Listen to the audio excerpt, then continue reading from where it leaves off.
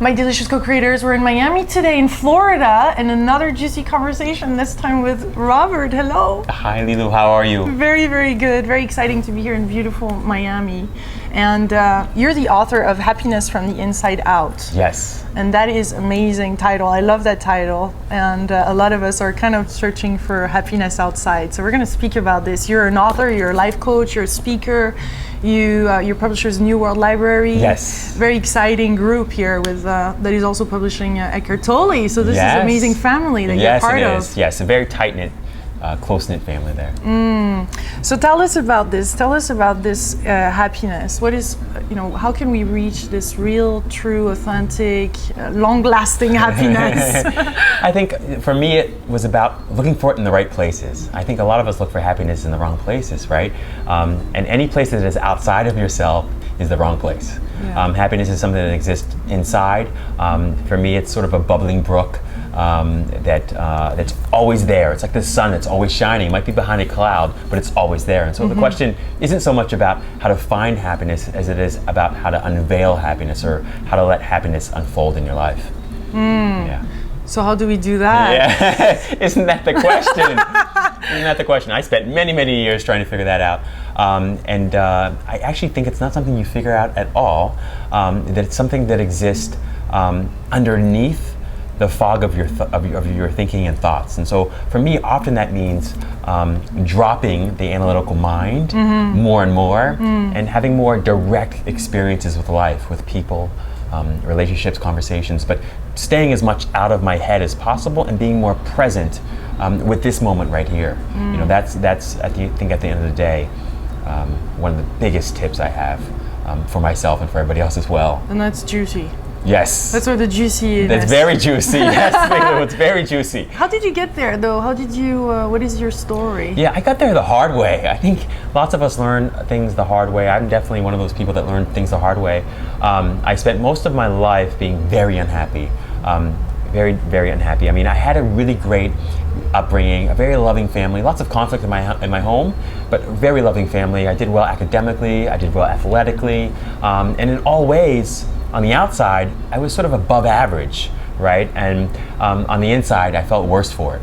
And so as life went on and my life continued to get better, and strangely enough, on the outside, I just kept feeling worse and worse for it. And so I got to a place in my life where I eventually decided I was going to commit suicide. I was very deeply, beyond dysphoric, deeply depressed. I never was diagnosed because I didn't have the money to get diagnosed properly, but I'm pretty sure that I was suicidal.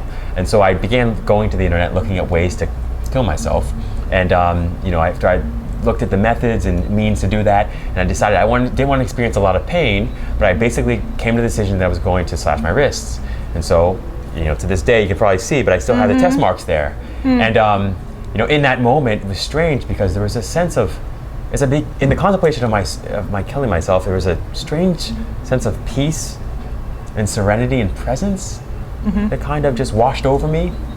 And in that moment, I just thought, well, I could put this off for a day, I can put it off for a week, I can put it off for a year, but let me look more closely at what's really going on here and see if I can't slowly pull myself out of this sort of hole.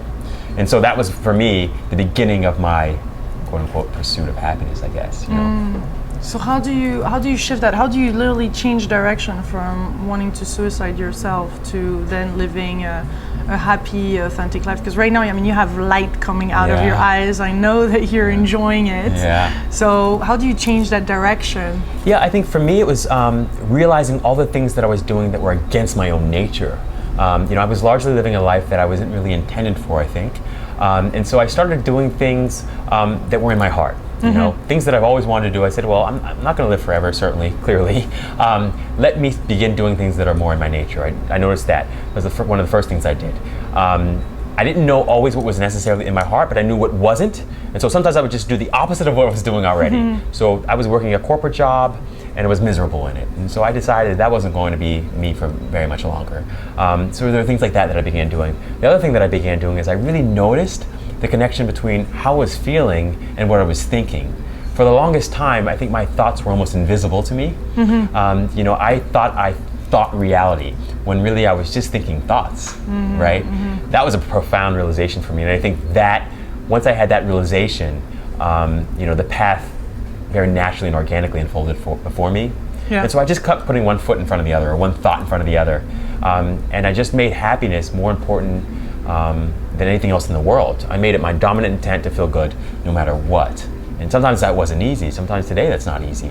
But when I made it my dominant intent and made it my goal no matter what, it became a lot easier to make decisions and a lot easier to find my bliss, I guess. And we're all the time like looking for outside to make us happy, but really, as you're saying, it's coming from the inside. It's coming from the heart. It's letting that nature and that essence shine out. What would you say is, if there's something as the right amount of connection within ourselves and within others? I mean, where's the priority in all this? Yeah, for me, I'm a reductionist, or maybe I'm very simplistic with it. But for me, it's like, it's all about me, right? Meaning that I sort of encourage my clients, and I remind myself to sort of like be a rain cloud, right? I want you to fill yourself up with so much joy and pleasure and peace and bliss that you can't help but shower everybody in your presence with that peace and love and pleasure and bliss, right? So that's what it's like for me. It's like you want, and you shower the entire earth with that peace and that love, not because you're trying to do something good or moral, but that you're doing something that you can't help but do, right? It's an unburdening for me. And so, you know, I sometimes laugh, and I love this question. What a fantastic question, because I think a lot of us, you know, we struggle with that question. It's like, well, am I being selfish by being happy? And interestingly enough, happiness is one of the most selfish things and also selfless things in the entire world. You know, until you're selfish enough to fill yourself up with happiness, you have nothing to give anybody else. Absolutely nothing. You know, so for me, happiness is really my gift to the world. That's all I have. So, you know, and interestingly enough, science has found, and you know as well, that the most selfless people in the entire world, the people that donate the most money, that donate the most blood, that are the most kind and caring, compassionate, are happy people, right? So it's really a win-win, you know. That being said, giving to others also makes us feel happier. Yeah. And so I don't think you can really lose with that, right? With any way that you respond to that particular question, a person does with respect to living their life. But for me, it's really about giving what you have. And if you don't have it, you can't give it, right? Yeah. Tell us about the part, because I know you're very much into fitness too. So tell us about the part of living healthy to feel that, to live that happy life. That's huge, you know. Especially for me, I'm very analytical by nature. I think a lot, and so scientists have found that, you know, exercising 30 minutes a day, specifically cardio, but 30 minutes a day, even 3 times a week, is the equivalent to taking a Prozac, right? It's that powerful with respect to your happiness. And so for me, you know, I make sure that every single day I'm getting a workout in, that I'm eating healthy, I'm doing the best that I can. That being said, I don't go overboard, you know. I try to listen to my body. I really try to be very present, listen to my body. My body is much wiser than I am. It's much wiser and has been around for a lot longer than my, you know, intellectual, you know, brain, than my brain has been. And so being healthy and treating your body well makes happiness much easier. Likewise, being happy helps it easy. It makes it a lot easier to be healthy. Yeah. So what would be the right amount of exercises, or what kind of foods do you recommend? Or you know, I don't. Not specifics? No, not really. You're really about I'm really about, you know, for in. me, happiness and health is a science and it's an art, you know, and you take this and that from what you find in the scientific community, what you find in the world, and then you apply it to your life. There have been lots and lots of things that I've taken from science and I've applied to my life, and it's made me feel terrible, right? And it's just not been good for my body, or it hasn't felt good for my body, it hasn't felt good for my spirit.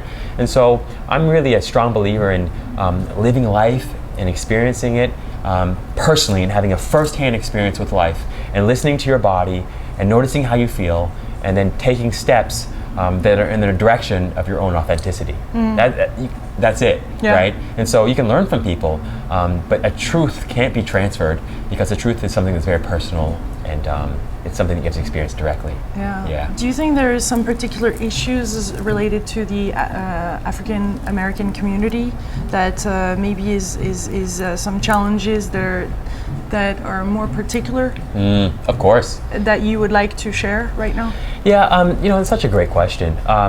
You know, I can see all kinds of, there are lots of issues And there's lots of opportunity there within the African American community to experience happier lives, healthier lives, richer, more successful lives in all ways. But at the end of the day, I don't care who you are. Yeah. If you can find a way to be happy, your life will get better in every way. Yeah. And so, do I have an interest, an investment in helping people, especially African American people, live happier, healthier, wealthier lives? Absolutely. Is there something specifically that they need to do different from other people? No. Is there some limiting beliefs that might still be there, or that they're carried? Because we do carry memories and memories of generation and generation in our body, so there must be some relief there that needs to occur, no? Yeah. Or you don't find that? I love that. I don't know. It's an open question. Yeah, no, it's a great question. It's a great question, and I can absolutely get what you're getting at. For me, it's really not about that. I think that enlightenment or nirvana or anything that you're trying to achieve in your life is really only a question of how am I doing right now in this moment. And so worrying about, for me, digging into the past and the millions of lifetimes I've lived before, or any of that karmic quote-unquote debt that sometimes people talk about, is, for me, it's great, it's fun, and it can be useful to people, I think. But for me, the only thing I'm concerned about is, how am I doing now? Yes. Are you happy breathing in and out? Mm-hmm. Right now. Not tomorrow, not 5 minutes from now, not a year from yesterday. Mm-hmm. But today, in this moment, right now. And if you can do that consistently, your life will take care of itself. Mm-hmm. And so my dad used to have an expression, Lulu, and he would say, take care of the pennies, Rob, and the dollars will take care of themselves. And I tell people the same thing. I'm like, just take care of the present moments, and the future ones will take care of themselves. Mm-hmm. The only question that you ever need to, or the only thought you ever need to heal is the present one. I feel very strongly about that. Yeah. Sometimes we're just so caught up into the mind and the conversations that run the show rather than being in the present moment. So is there some questions or triggers or things that you say to yourself to switch when you are conscious that something like that is occurring? Yeah, absolutely. One of the things that I'm very conscious of is I try to be conscious of my breathing, right? And sometimes I have lots of clients that don't love meditation, and I understand there's a stigma attached to meditation, but that's a practice that's been around forever, really, right? So one of the things that I encourage folks to do, and that I do myself, is I try to, as much as possible, bring my attention back to the experience of my breath. If I'm having a conversation, if I'm, doing anything. And I notice that when I do that, the thoughts, I don't need to let go of the thoughts let go of me, right? And so I try and do that consistently. Because the truth is that life is nothing but, if you think about it, it's nothing but stories. We've all got stories about karmic debt, we've got stories about what the future should be, we've got stories about who we are. And at the end of the day, the way I see it at least, is that none of those stories is who I really am. Right? I'm a thinker, yes, but I'm also the observer that sits behind that thinker, right? And so if you can attach a thought to it, or you can put a label on it, it's not me, right? And that's not who I really am. And so as much as possible, for me, wanting to live my juiciest, most authentic life, it means stepping back away from the millions of stories that I tell myself every day, or that I tell other people every day, that only point to the truth and aren't the truth themselves, right? Does that make sense? So that's sort of, where I'm coming from a little, but basically I believe that. So breathing is a big one.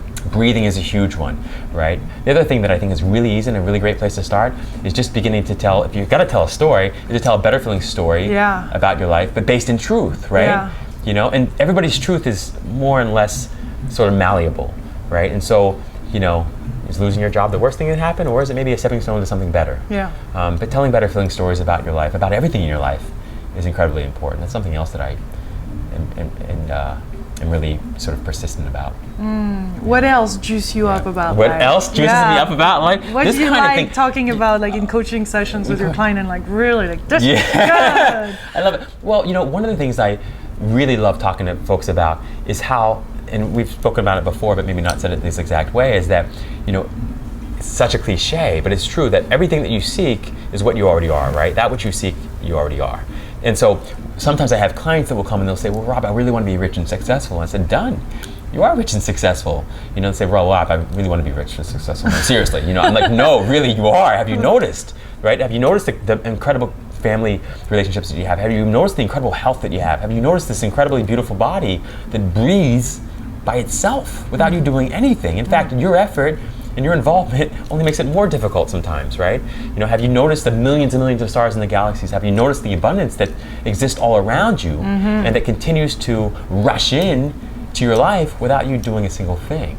You know, and so sometimes I joke with people, and it's fun for me, just to bring people back to the awareness that everything that they're really looking for is what they already are, right? So then suddenly you realize there's nowhere to go, there's nothing to do, there's no one to be in this life, right? It's a journey to nowhere. Yeah. And when you come back to that realization, suddenly it's a great celebration because you can do anything you want just for the fun of it.